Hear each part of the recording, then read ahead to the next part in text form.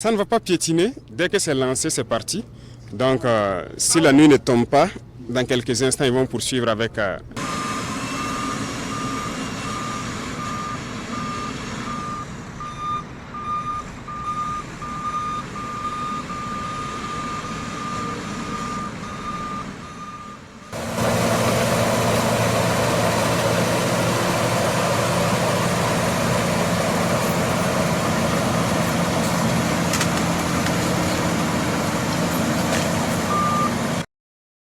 Alors, lorsque nous entamions l'autoroute, certains doutaient parce que c'est un projet qui est là depuis plus d'une décennie. Bien sûr, nous avons trouvé le projet et lorsque nous avons donc cherché à comprendre même le projet, c'était une autoroute de 2 fois 2 voies. Et les entreprises à majorité étrangères qui avaient fait des propositions, les moins chères étaient, je pense, 1032 milliards pour faire les 2 fois 2 voies. Et donc, on nous proposait de nous financer pour pouvoir le réaliser en 10 ans, pour les délais les plus courts. Il faut être conscient. Pour nous condamner les générations qui ne sont même pas encore nées à des prêts de 50, 60 ans pour construire une autoroute de 2 fois 2 voies qui sera dépassée dans peu de temps. Lorsque nous avons voulu savoir si c'est 4 fois 2 voies, certains même se sont moqués de nous, certains entrepreneurs, ils n'y croient pas. Dans un tel pays, 4 fois 2, c'est pas raisonnable. Certains ont dit que ça devrait nous coûter plus de 3 000 milliards.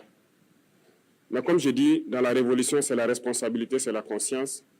On ne va pas rentrer dans ces schémas. Voilà pourquoi nous avons décidé de le faire nous-mêmes, parce que nous avons confiance en nos jeunes ingénieurs, nous avons confiance au potentiel des Burkinabés. Nous avons donc cherché des équipements de tout ordre.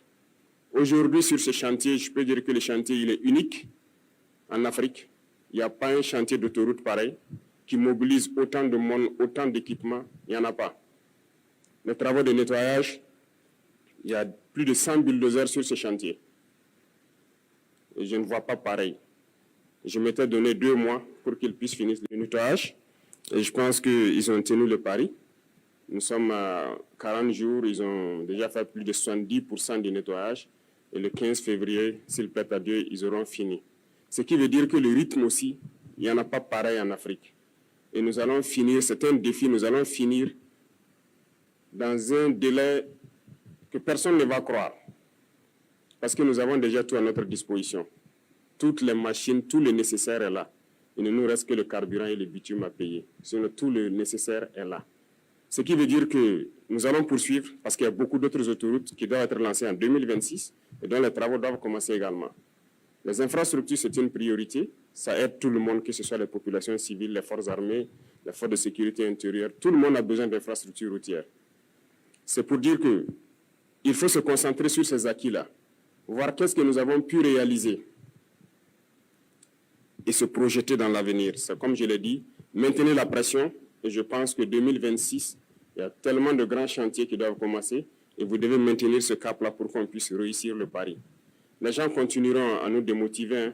Les impérialistes, ils ne manquent jamais de tours dans leur sac. Ils vont continuer à communiquer pour ternir l'image, pour nous démotiver. Il ne faut pas les écouter.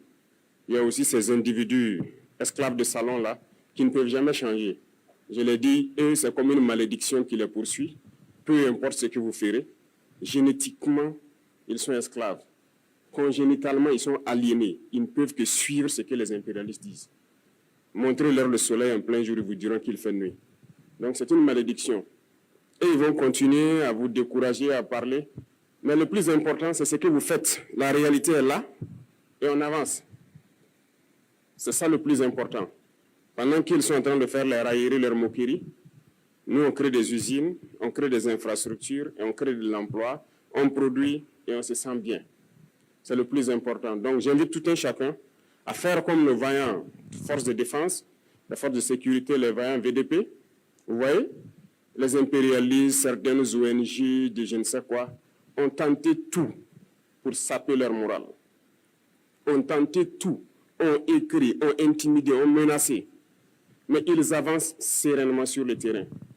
Aujourd'hui, certains peut-être sont fatigués, ils ne parlent plus d'eux, parce que le résultat est là. nous avançons et il y a des zones où nous avons déjà atteint les limites de la frontière comme on le souhaitait, en train d'être sécurisées.